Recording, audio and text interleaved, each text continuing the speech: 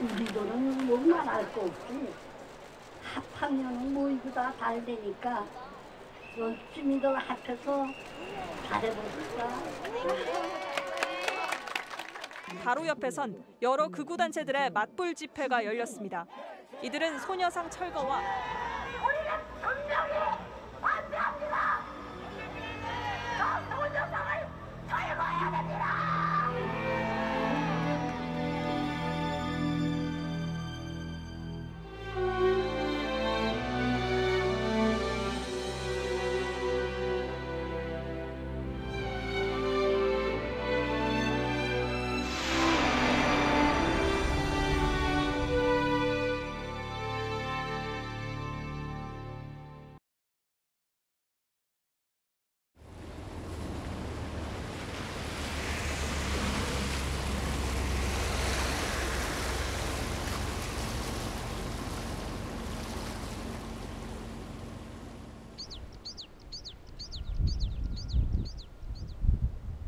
일본군 위안부 문제 해결을 위해 2005년 설립한 여성들의 전쟁과 평화 자료관.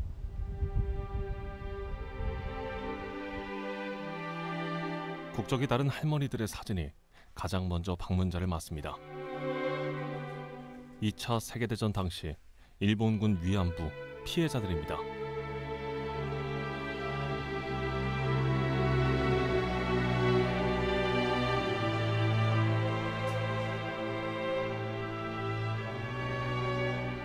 일본 제국주의 전쟁 범죄를 전시하는 한쪽에는 일본인 피해자들의 증거들도 보관되어 있습니다.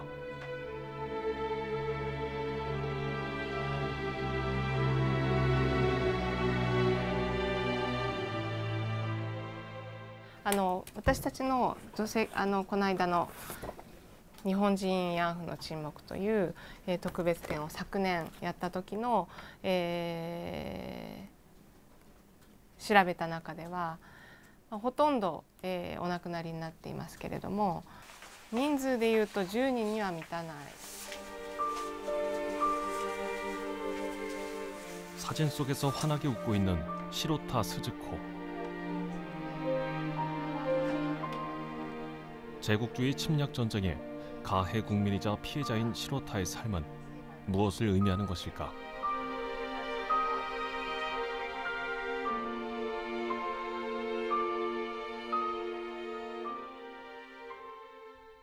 태평양과 맞닿은 지바현 다테야마시의 해안 언덕에 자리 잡은 가니타 부인의 마을.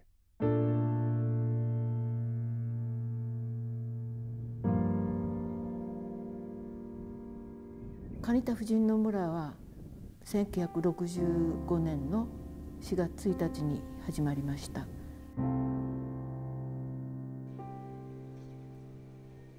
で、なぜできたかというと、要するに社会にまた戻ってそこで自立していくことの大変難しい方たち。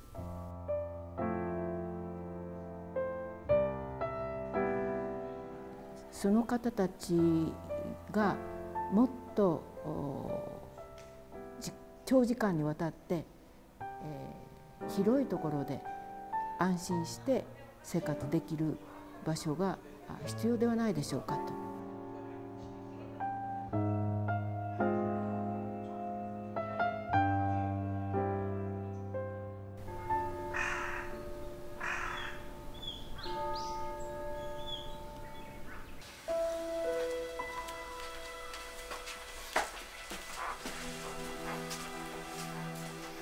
일본군 위안부 경험을 수기로 처음 세상에 알린 시로타 스즈코는 이곳에서 30년 가까이 살다가 한많은 생을 마감했습니다.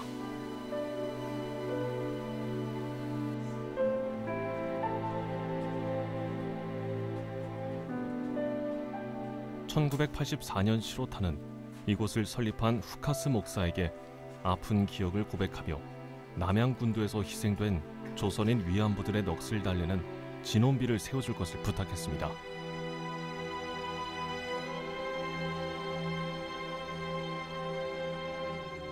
후카스 목사의 노력으로 이듬해 8월 진원비가 세워지자 시로타는 너무도 기뻐했습니다.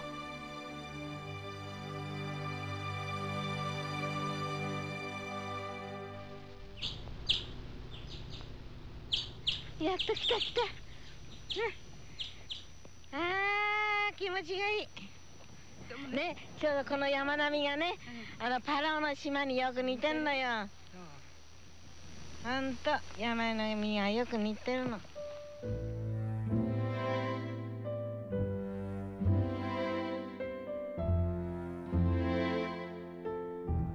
いいところに鎮魂し立ててもらったよ。私も嬉しかったわよ。まさかね、ここまでやってくれるとは思わなかったのよ。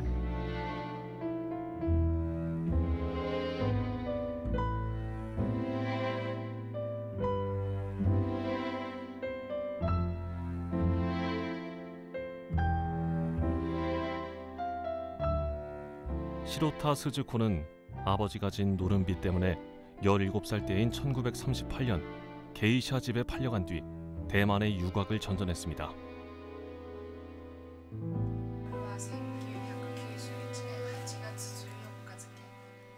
그리고 이듬해 일본군 위안부가 되었습니다. 시로타는 당시에 참담했던 위안부 생활을 잊을 수가 없었습니다. 전쟁 막바지 미군에게 쫓겨 도망가던 일본군에게 흑살된 조선 위안부들은 평생 머릿속을 떠나지 않았습니다.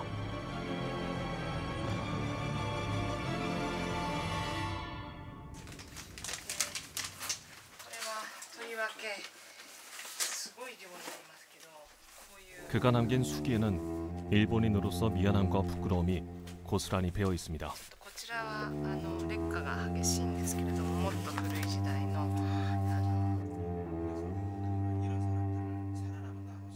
가여운 영혼들을 하나님이 걷어주기를 바라는 간절한 마음이 담겨 있습니다. 이런 기록들은 일본인 군 위안부의 피해를 입증하는 것으로 사료적 가치가 높습니다.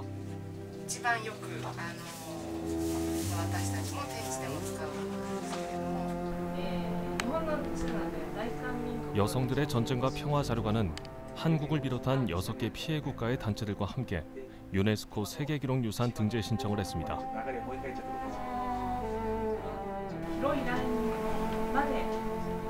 일본인 위안부는 그 수가 얼마나 되었을까?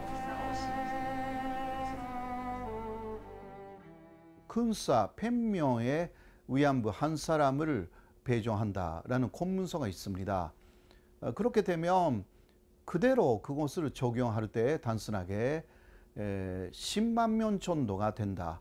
그 중에서 4만 명 정도가 일본인 그리고 한국인 거의 비슷한 숫자였을 가능성이 있다.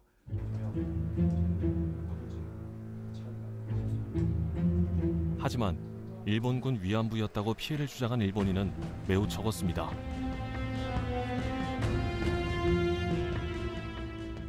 가나리の人たちがいたであろうということだけが分かります。でも今その日本政府が慰安婦は売春婦だったとか強制連行ではなかったとか政府の閣僚からも出るような国で女性がその私も慰安婦だったと日本国内で名乗り出られるかといった時にそれはとっても大変な勇気がいると思います。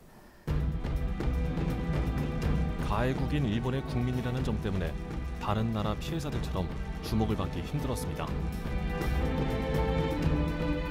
무엇보다 일본인 위안부는 매춘부라는 일본 사회의 뿌리 깊은 인식이 그들을 가로막았습니다.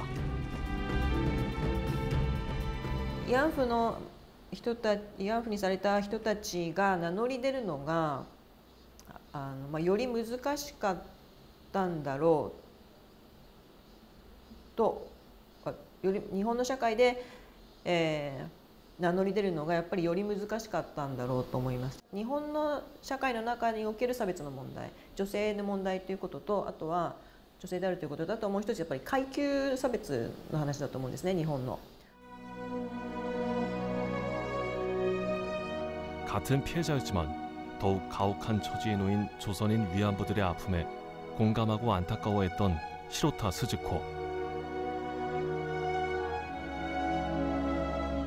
그러나 제2의 시로타 스즈코는 더 이상 나오지 않았습니다.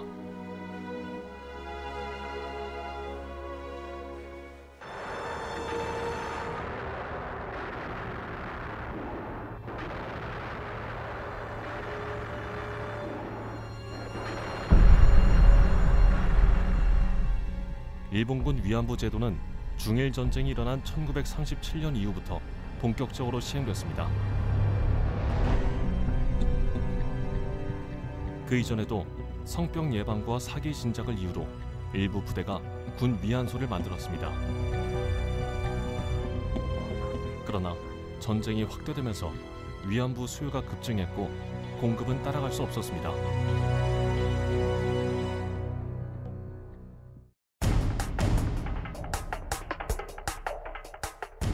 (1937년 9월) 일본군은 군 매점인 주보를 관리하는 규정을 개정해 군 위안소를 정식으로 만들기 시작했습니다.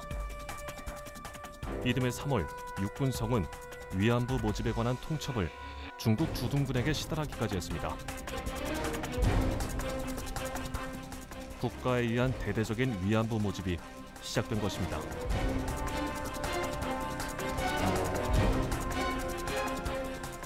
처음에는 모집 대상자 중에는 일본인이 많았습니다.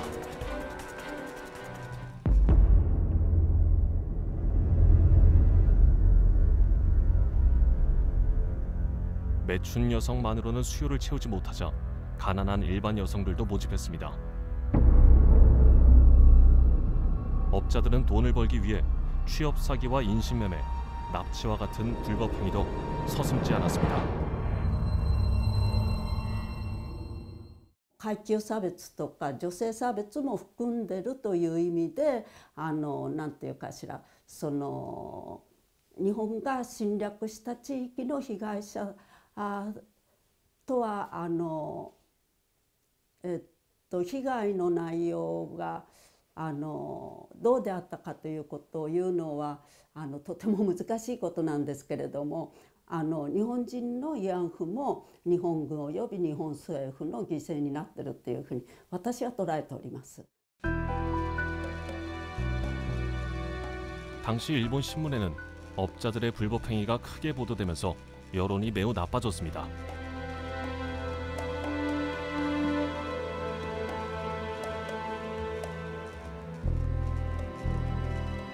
결국 1938년 2월 내무성은 국제법 기준에 맞춰 21세 이상 매춘 경험이 있는 여성으로 대상자를 제한했습니다.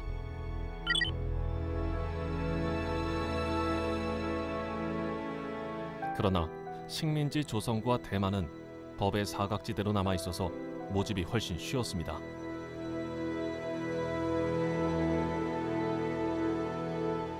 특히 조선에서 전시동원 체제가 이루어진 이후부터 조선인 위안부 수가 크게 늘어났습니다.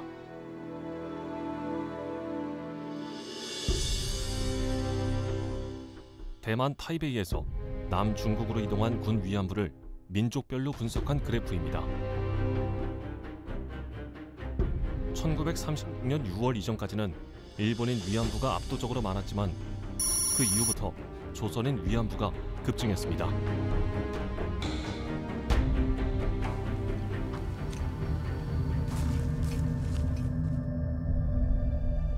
네 이름이 뭐고?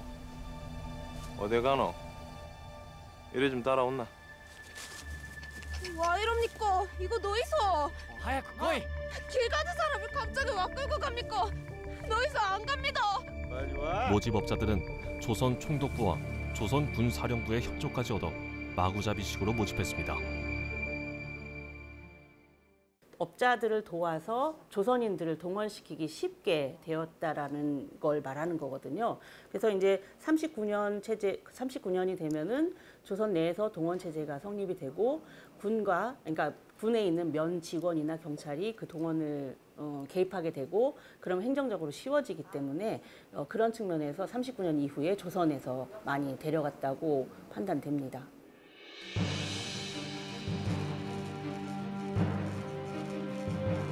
일본군 위안부 중 조선인이 차지하는 비중이 인구 규모와 비교해 유독 컸던 이유가 일본의 전시 동원 정책 때문임을 알 수 있습니다.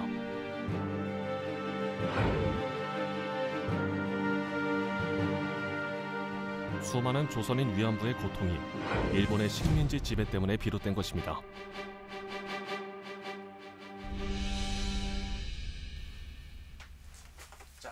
예, 좋겠습니다. 위안부 연구의 최고 권위자인 요시미 요시아키 교수는 일본군이 위안소 설치와 위안부 모집에 관여한 사실을 최초로 입증했습니다. 군 위안소 종업원 모집에 관한 건이라고 이렇게.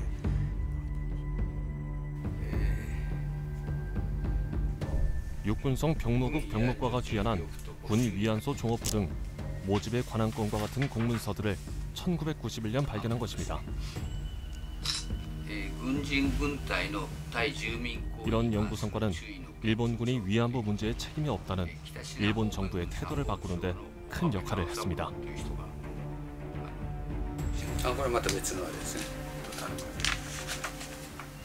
그는 일본군 위안부는 당시의 기준으로도 성노예라고 밝혔습니다.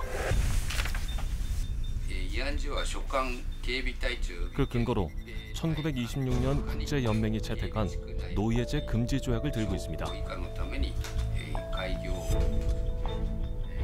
이 조약에는 다른 사람의 소유권 행사에 따라 일부 또는 전부의 지배를 받는 지위나 상황을 노예제로 규정하고 있습니다.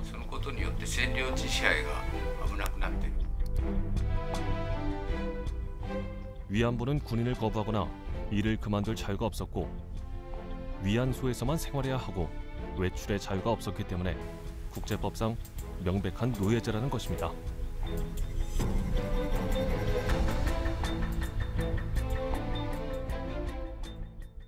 定期的に強制的に性病検査をさせられるわけですね。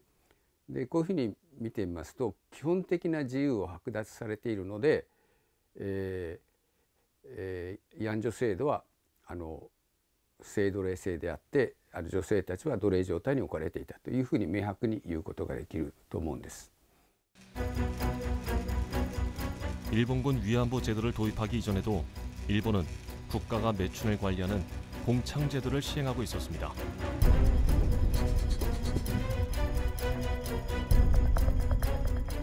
공창 제도는 노예제 금지 조약을 위반했다는 이유로 국제사회로부터 큰 비난을 받았습니다.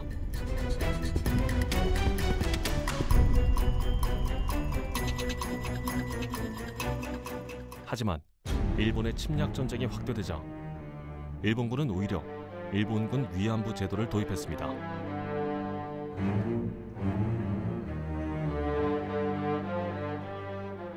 やっぱり日本が重大な過ちを犯したということを正面から認めるということを避けたいというそういうことだと思うんですよね。というか世界的に見ても慰安婦の問題は植民地支配とか人種差別人種主義と切り離すことができない。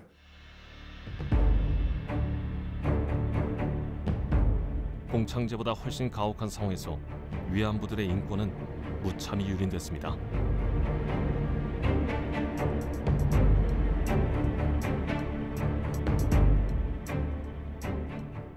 일본이 어느 날 갑자기 위안부 제도를 만든 건 아니고요. 일본 스스로가 공창 그리고 식민지 공창제가 있었고요. 그런 것들을 좀 더 이제 전시 체제에 맞게 만들어 놓은 게 이제 사실상 일본군 위안부 제도라고 보면 이해할 수 있을 것 같아요.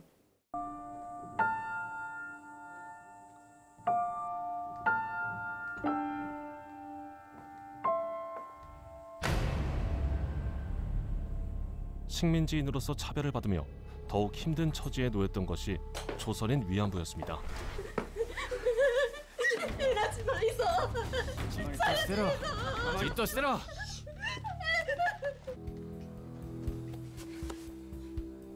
그들이 사망했을 때는 사후 처리에 대한 어떤 규정도 없어서 그대로 방치되었습니다.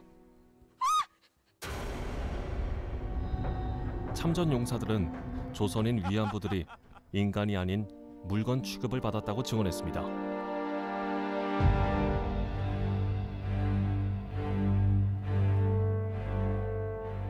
군인이 죽으면 조선인이라고 할지라도 보고서를 써야 한다. 어디서 어떻게 죽었고 무엇이 남겨져 있고 그걸 보고서를 써서 그거를 본국에 보내고 조선에 보내게 된다라는 과정을 거치는데 그러면서 일본군 위안부들이 죽으면 이거는 내가 아무 처리를 하지 않아도 된다라고 되어 있습니다.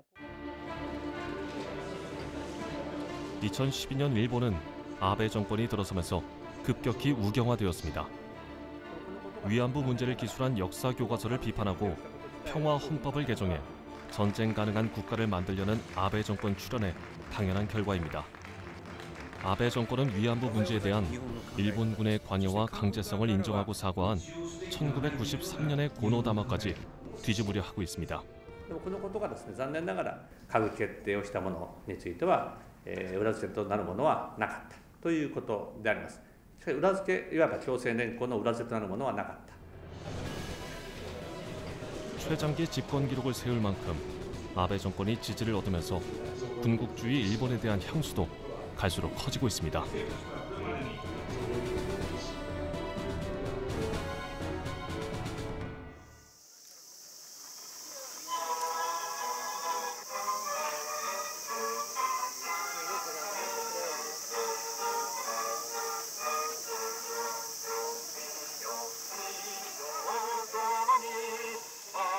일본 제국주의 군가가 울려 퍼지고 일본 군복 차림을 한 우익들의 행진이 이어지고 있습니다.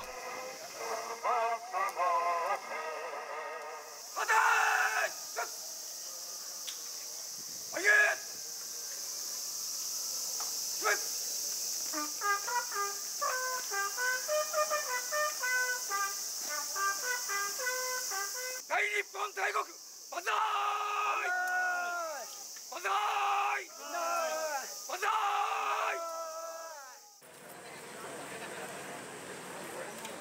A급 전범들이 합사된 야스쿠니 신사를 찾아 참배하는 사람들도 매년 많아지고 있습니다. 참배객들은 평범한 일본 시민들로 매우 진지하고 엄숙한 모습입니다. 우경화 물결을 타고 있는 일본 사회의 한 단면을 엿볼 수 있습니다. このおばあさん、ヤンゴー陽光町です。それをこう日本軍の慰安と嘘をつく。これは絶対ダメです。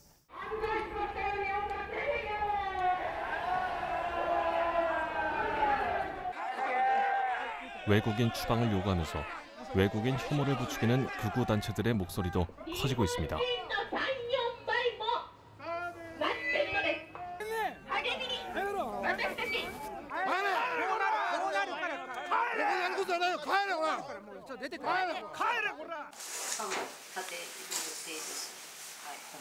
혐한 주장을 일삼는 제트교의 초대 회장이었던 사쿠라이 마코토 씨는 2016년 극우 정당인 일본 제일당을 창당해 의회 진출까지 노리고 있습니다. 일본 제일주의를 내걸고 평화 헌법 개정을 통해 군국주의 일본을 꿈꾸고 있습니다. 특히 일본군 위안부는 매춘부일 뿐이라면서 적대감까지 드러냈습니다. でその時に宮沢喜一は韓国側がですね一度頭を下げたらもう我々はこの問題で日本を責めたりしないというこのふざけた約束を信じて頭を下げてそこから30年日本は延々韓国に罵られているという現状ですよね。Hi, folks. Alright, we're here in the city of Glendale, California. 무역업을 하는 후시키 슈니치 씨는 미국 글렌데일에 세워진 평화의 소녀상에 반대하는 운동을 적극적으로 펼치고 있습니다. 소녀상 철거를 요구하는 청원을 글렌데일시 당국에 낸 미국인 토니 마라노를 돕는 게 주 활동입니다. 텍사스 데디로 불리는 토니 마라노는 친일 혐한 미국인으로 유명한 유튜버입니다.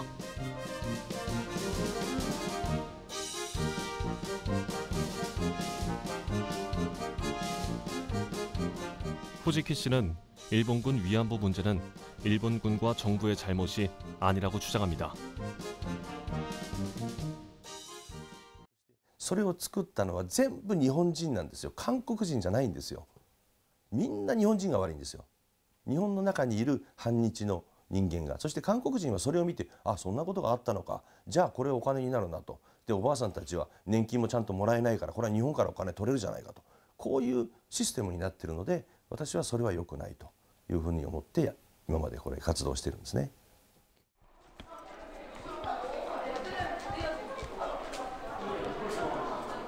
음. 김정준 씨가 노벨상 받았냐? 보통 그 남북 정상회담 처음에 했다. 그게 가톨릭 대학교에서 초빙 교수로 근무하고 있는 일본인 우에무라 다카시 씨. 일본하고 관계 개선했다. 그거입니다. 언론학 수업 때마다 활기찬 강의로 인기가 있는 그는 아사히 신문 기자 출신입니다. 기자로 있던 1991년 8월 김학순 할머니의 피해 증언을 처음으로 세상에 알렸습니다. 사흘 뒤 김학순 할머니는 기자회견을 열었고 이 문제는 세계적인 이슈로 떠올랐습니다. 23년 전에 쓴 바로 이 기사 때문에 그는 일본 우익의 표적이 되었습니다.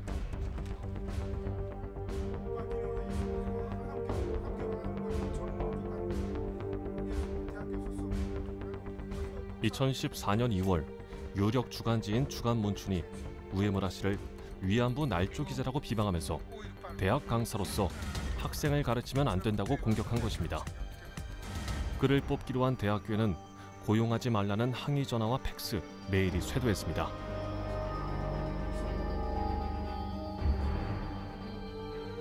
결국 우에무라 씨는 대학 강사로 제2의 인생을 살겠다는 꿈을 접어야 했습니다.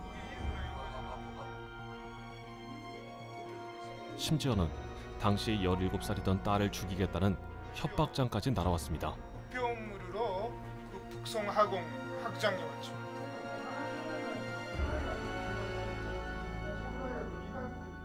날조 기자라는 오명을 쓴 그는 명예의 회복을 위해 아사히 신문을 그만뒀습니다.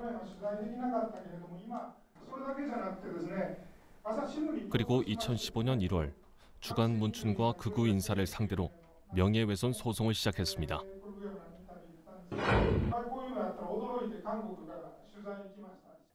私はやっぱり戦わなければならないと思いました。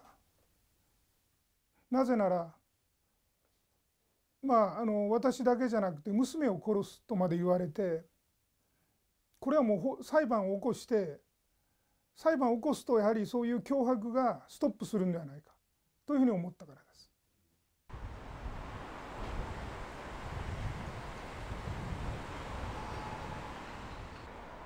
우에무라 소송은 일본의 민주주의와 평화, 인권을 지키는 상징적인 소송이 되었습니다.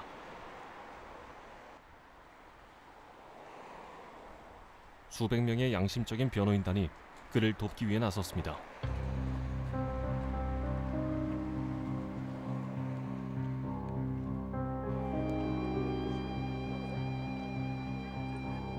그러나 2020년 3월 재판부는 명예훼손은 맞지만 표현의 자유라서 죄는 안 된다는 판결을 내렸습니다.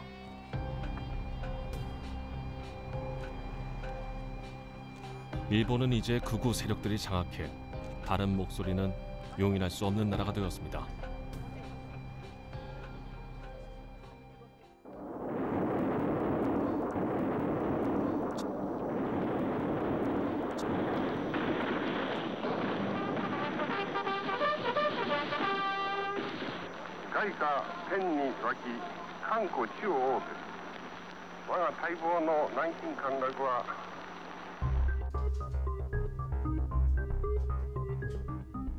(2차) 세계대전 때 해군판 가미카제인 진양특별공격대의 하사관이었던 올해 98살인 이와이 타다쿠마 명예교수. 전쟁에서 구사일생으로 살아남은 진양특별공격대 마지막 생존자입니다. 1호형이 있고 2호형이 있는데 1호형은 한 명, 2호형은 작고 빠른 배에 화약을 싣고 적선의 돌진에 폭파하는 게 진양특별공격대의 임무였습니다. 배에 같이 타는 게 아니고 다른 사람 1인이 있고 전쟁의 참상을 직접 겪었던 그는 왜 일본이 국민을 파멸시킨 침략 전쟁을 일으켰는지 알고 싶어서 역사학자가 되었습니다.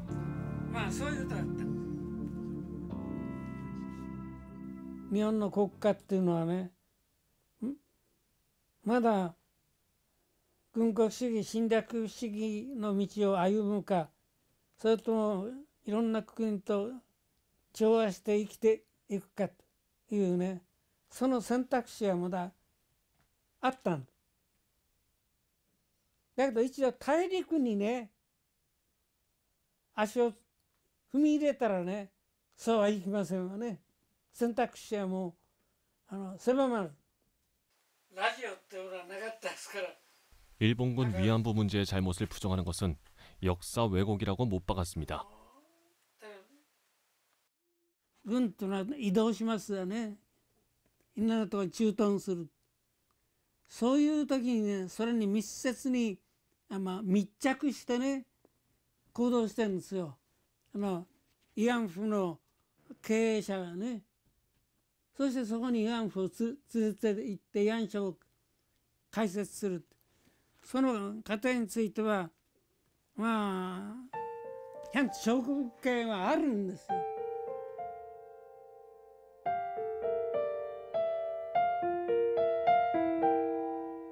백사를 눈앞에 둔 노 교수는 우익의 비정상적인 행보를 막을 수 없는 현실을 안타까워하며 일본의 앞날을 걱정하고 있습니다.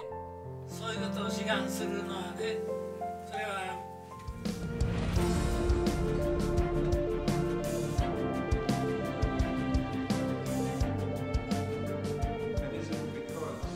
2019년 7월 일본군 위안부 운동의 중심인 서울에서 의미 있는 국제 행사가 열렸습니다.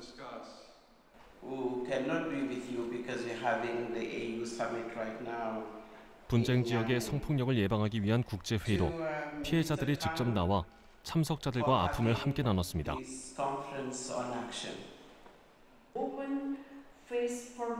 여기서도 일본군 위안부 피해자 문제는 빠질 수 없는 주제입니다. 여성 전쟁 범죄는 본질적으로 일본군 위안부 문제와 다르지 않기 때문입니다.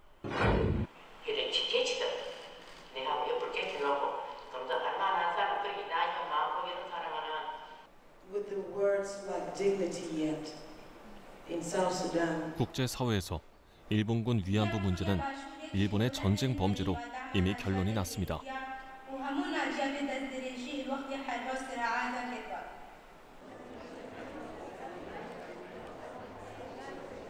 콩고 내전에서 성폭행당한 수천 명의 여성을 목숨을 걸고 치료한 공로로 2018년 노벨 평화상을 받은 드니 무퀘게 박사도 참석해 눈길을 끌었습니다.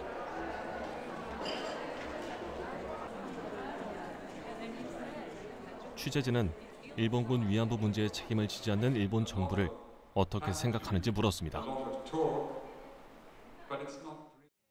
When soldiers are come down in solidarity with the government still denying what happened. So it's really a big question, and I don't think that we can fix the question of sexual violence if you don't have cooperation of governments and to get also the cooperation of all the population to understand that when this harm happens to women, we need really to support them.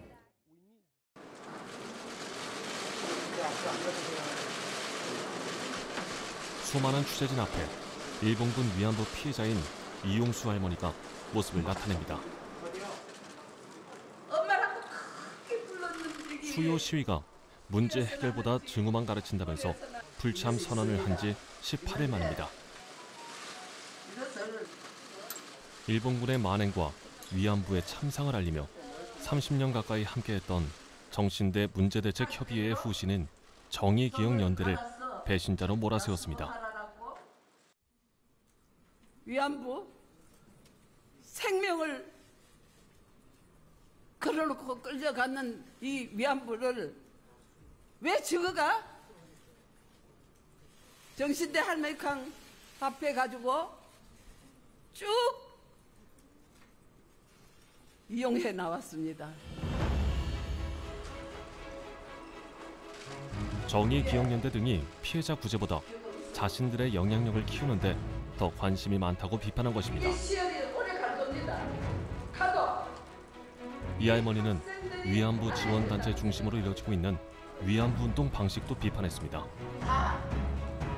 아무도 이것처럼 전대에 있는 할머니만 피해자입니다.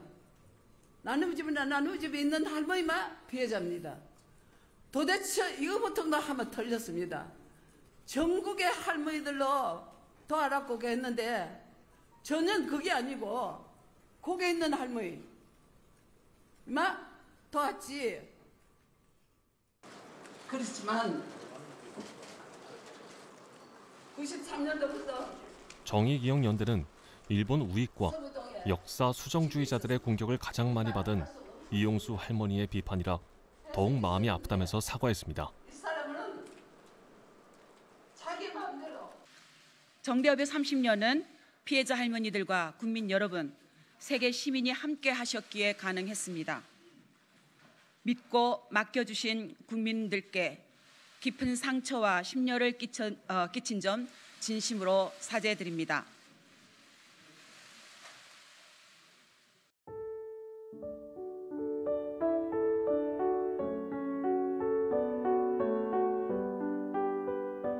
경기도 광주에 있는 위안부 피해자 지원 시설인 나눔의 집.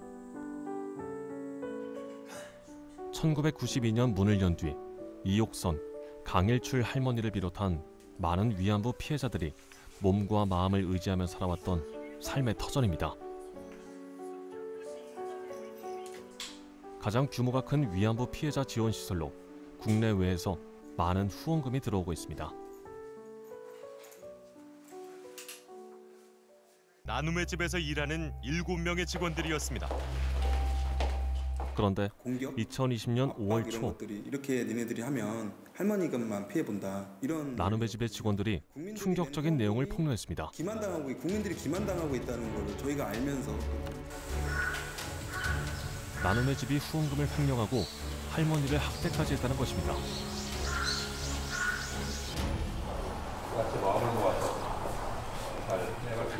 경기도가 민관 합동조사관을 꾸려 나눔의 집에 대한 종합적인 조사를 벌였습니다.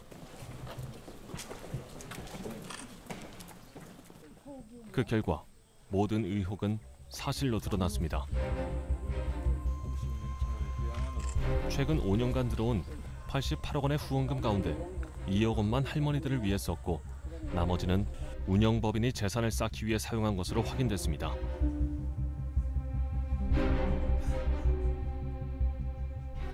나눔의 집 법인이나 시설은 기부금품법에 의한 모집 등록을 하지 않았고 국세청 홈페이지에 공익법인 결사서 등의 공시도 하지 않아 후원금의 액수와 사용 내역 등이 제대로 공개되지 않았습니다. 둘째, 후원금 대부분은 할머니들을 위해 쓰이지 않았습니다. 경기도는 나눔의 집 비리에 대해 행정조치를 하는 한편 경찰에 수사를 의뢰할 예정입니다.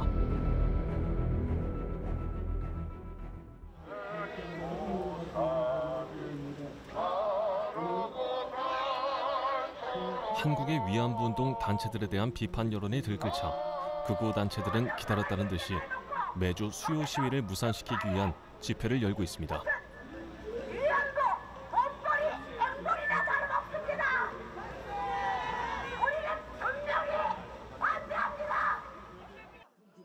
같은 시각 바로 옆에선 이들은 위안부 문제가 한일 관계를 악화시키는 주 원인이라면서 그동안 수요 시위를 반대하고 평화의 소녀상 철거를 주장해왔습니다.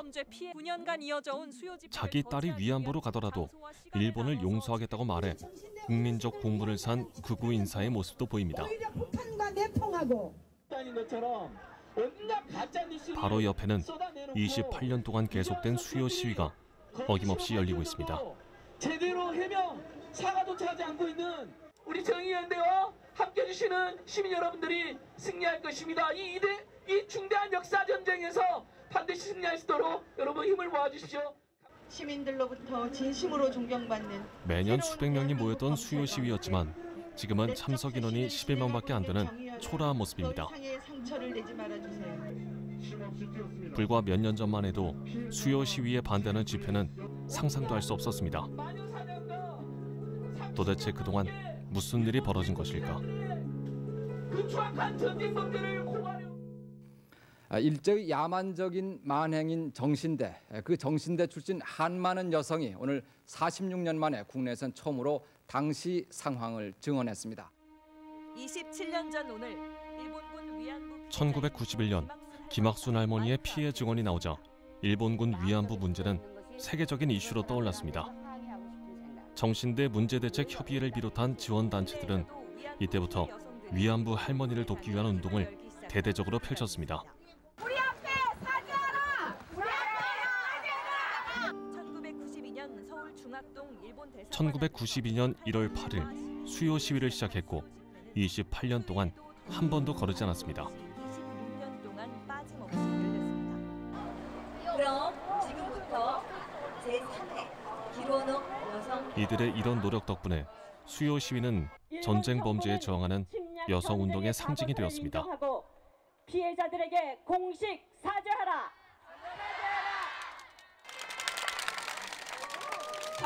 하지만 이 과정에서 각 지원단체들이 지원하는 할머니들을 중심으로 위안부 운동이 펼쳐졌습니다.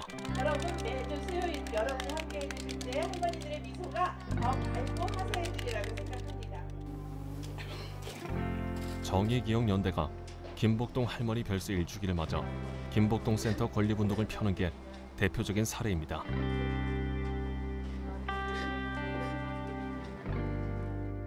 우리의 역사에서 기억해야 될 것은 위안부 피해자들이지 어떤 한 할머니만을 기억하는 건 아니거든요. 그래서 저희가 계속해서 피해자들이 부각되는 거는 사실 뭐 여러 가지 면에서 불가피했다고 치더라도 우리의 기억과 기념을 할 때는 이제 한 사람이 독점해서는 안 된다고 저는 생각을 합니다. 위안부 운동은 특정 단체나 특정인의 소유물이 아닙니다. 피해자가 운동가는 될 수 있어도 위인으로 영웅화하는 것은 바람직하지 않습니다. 하지만 피해자들은 일본에 맞서는 민족의 딸로서 이미지화되면서 국민 영웅이 되어버렸습니다. 이들을 앞세운 정의기억연대는 국회의원들과 장관들을 배출할 정도로 막강한 힘을 가지게 되었습니다. 할머님들께서 주신 큰 용기에 오히려 더 감사함을 느낍니다. 유엔에 직접 참석해서 내가 위안부 운동의 주요 의제까지도 정의기억연대가 좌지우지한다는 비판이 나오고 있습니다. 감사합니다.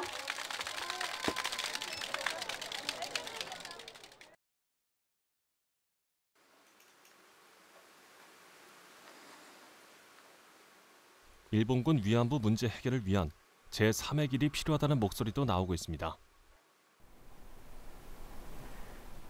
제국의 위안부를 출간한 박유하 교수가 그 주인공입니다.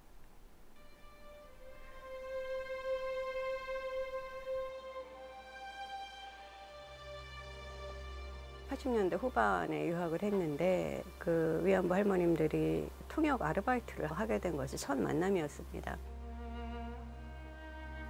실은 위안부 문제를 식민지 지배의 문제로 생각해보자.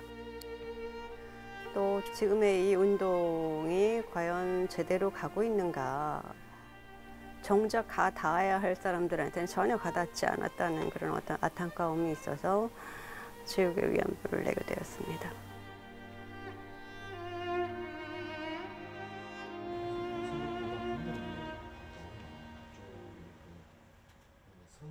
박 교수는 정신대 문제대책협의회와 나눔의 집과 같은 지원단체들의 권력화와 독선적인 운동 방식에 대해 날선 비판을 했습니다. 그 뒤 나눔의 집 위안부 할머니들이 명예훼손 혐의로 박 교수를 형사고소까지 하고 재판까지 진행되면서 한국 사회에 큰 파문을 일고 있습니다. 그는 위안부 운동이 피해자의 목소리를 배제하고 있다는 비판을 경청해야 한다고 말합니다. 저는 우선 그 이용수 할머니의 목소리는 굉장히 귀중한, 소중한 목소리였다고 생각을 하고요. 그 뭐 10년 전부터 고민을 했다고 하시는데 사실 제가 다른 분한테 들은 이야기도 있어서 실은 우리가 아는 것보다 훨씬 더 많은 분들이 비슷한 생각을 했을지도 모른다라는 생각을 좀 한 번쯤 다들 해볼 필요가 있다고 생각을 합니다.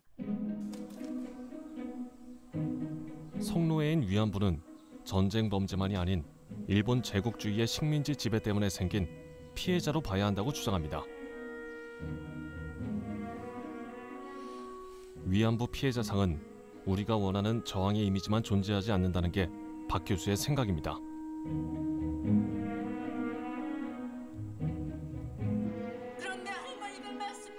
그는 우리가 보고 싶어하는 이미지만을 피해자에게 강요한 것은 아니었는지 되묻습니다. 알고 싶기만 한지 모르겠습니다. 자기는 대한민국의 일본의 우리의 이런 태도는 살아남기 위해 일본군에게 협력할 수밖에 없었던 피해자들에게는 또 다른 폭력이라는 도발적인 문제 제기를 합니다. 우리는 위안부 하면 굉장히 하나의 투명한 존재로만 생각을 해왔지만 실은 전혀 그렇지 않고 다 생각이 다를 수도 있고 그건 아까 말씀드렸던 것처럼 체험이 다르기 때문에 어쩌면 당연한 걸 수도 있고 그런 차이를 우리는 너무 오랫동안 보려 하지도 않았고 보지도 않았다. 우리 사회의 통념에 도전한 박유화 교수의 견해는 와다 하루키를 비롯한 일본의 상당수 진보 지식인들의 지지를 받으면서 큰 반향을 불러일으켰습니다.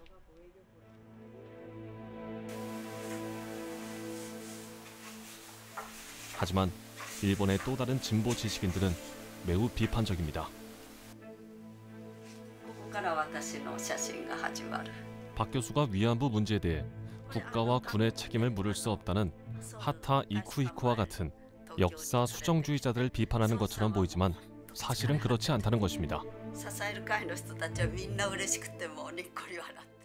実を言うと私はあの本は4分の1ぐらいまで読んでその後読みませんでした。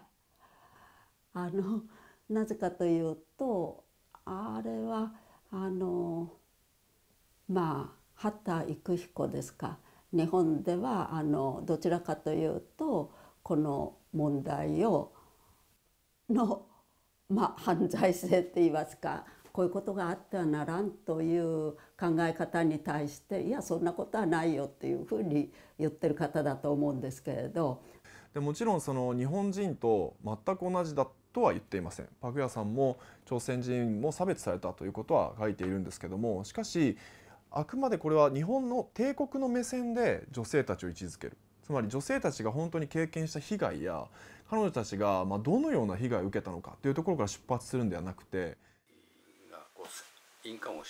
전후 일본 사회가 양심 세력들을 중심으로 과거의 전쟁 범죄에 대해 사과하고 노력한 사실을 한국의 지식인이 인정했다는 점에서 나온 반응이라는 지적도 있습니다. なぜそうなのかというのはよくわかりませんが、一つは、日本人が持っている在籍感というものを、免除してくれる韓国人の女性がそうではありませんよと言って許してくれるというところになんというかほっと安心をしたというようなことが一つはあるのかなというふうに思いますね。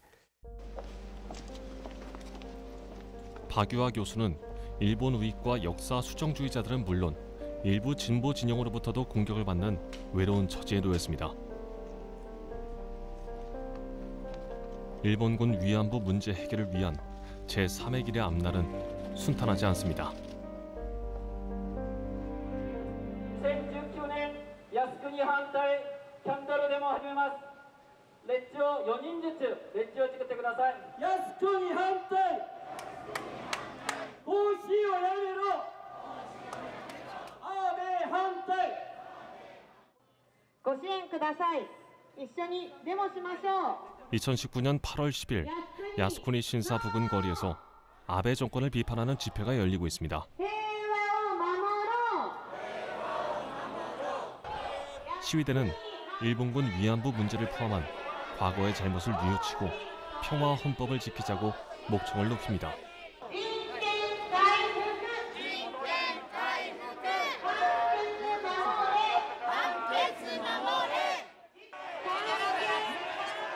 이들이 극우 단체들의 집회 장소를 지나치자 양쪽에서 고성과 폭언이 쏟아집니다.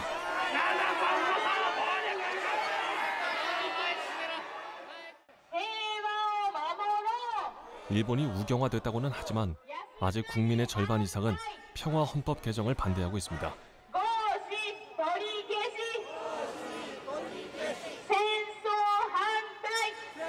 과거 일본 제국주의 침략 전쟁과 같은 잘못이 되풀이될 것을 두려워하기 때문입니다.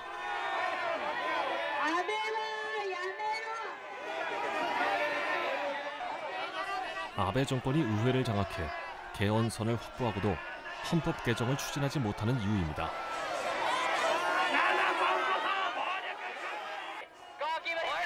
위안부 문제를 사과한 고노다마도 일본의 양심 세력들의 노력이 없었으면 불가능했습니다. その募集移送管理なども還元強圧によると総じて本人たちの意思に反して行われた. 김학순 할머니의 증언 뒤 일본의 양심 세력들은 한국을 직접 찾아 피해자들의 증언을 기록하고 일본 정부의 사과를 촉구했습니다. 국가의 신용을 잃게 될지 모른다고 우익 정치인들을 비판했습니다. 이 문제가 사회 문제로 떠올랐을 때부터 일본에 계신 시민 단체 활동하시는 분들, 양심적인 세력이라고 할까? 그런 분들이 정말 많이 도와주셨거든요. 재판 관련해서 일본을 드나들 적에 그쪽에서 자기네 그 숙식을 다 제공하면서 그런 일정을 도와주셨고, 뭐 자료를 모아준다든지, 우리가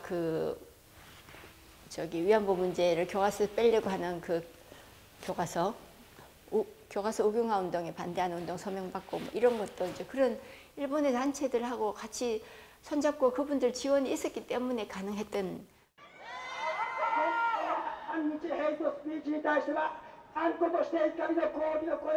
일본의 양심 세력들은 위안부 운동이 군국주의를 꿈꾸는 우익의 도발에 제동을 거는 가장 강력한 수단임을 잘 알고 있습니다.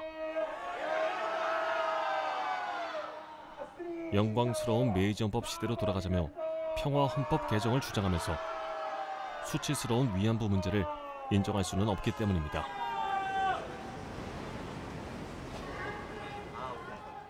일본 정부만 공적으로 사과를 했다 무조건 잘못했다. 그럼 그 다음에 이제 일본 정부의 사죄로 끝날 것이 아니고 그 다음 단계로 가는 걸 또 두려워하는 거죠. 자, 그러면 천황이 사죄해야 될 거 아니냐. 이거는 일본 못 받아들이는 거예요.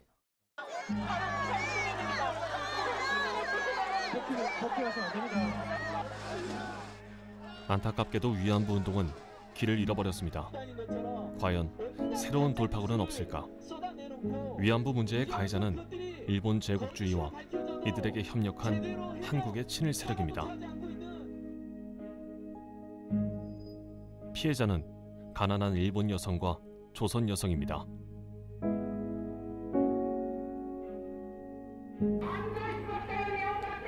그런데도 한일 양국 국민들은 민족과 국가라는 프레임에 빠져 서로를 적대시하고 있습니다. 가해자 일본, 피해자 한국이라는 인식의 틀에서 벗어나 새로운 방향 전환이 필요한 때입니다.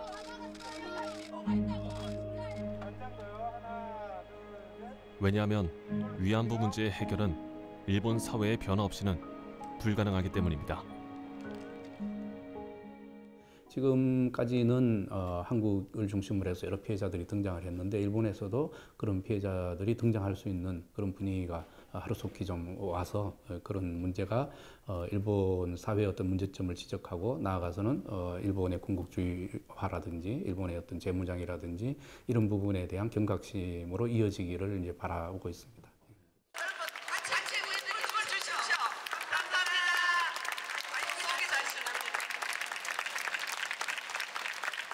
군인방에 들어가지 않는다고 정의 고문이야 가진 칼로 가지고 몸을 버리고 해서 죽어 있었습니다.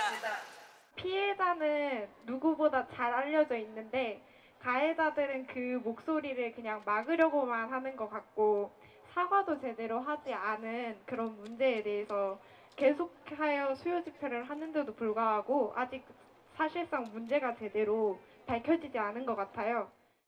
過去の過ちで犠牲になった方や同じ過ちを繰り返さないために謝り続けるべきところを日本側が勝手に終わりにしようとすることはおかしい話です。 피해자의 아픔에 대한 공감.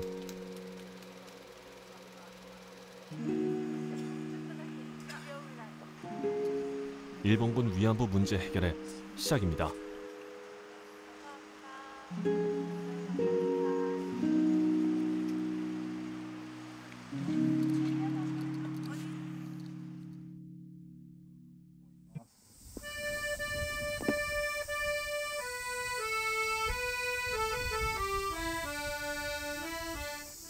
매년 8월 15일이면 가니타 부인의 마을 뒤쪽 야산에는 아리랑 음률이 울려 퍼집니다.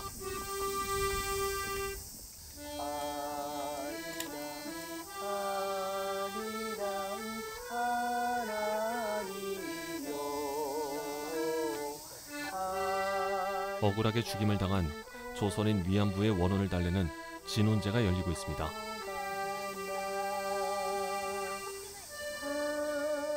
위령비가 세워진 1985년 이래 한 번도 빠짐없이 35번째를 맞았습니다. 숭백 같은 소녀들의 슬픔을 잊지 못하는 행렬은 한 걸음 한 걸음 나아갑니다. 꿈조차 꿔보지 못하고 저버린 가련한 삶은 원통한 노래가 되어 하늘로 날아오릅니다.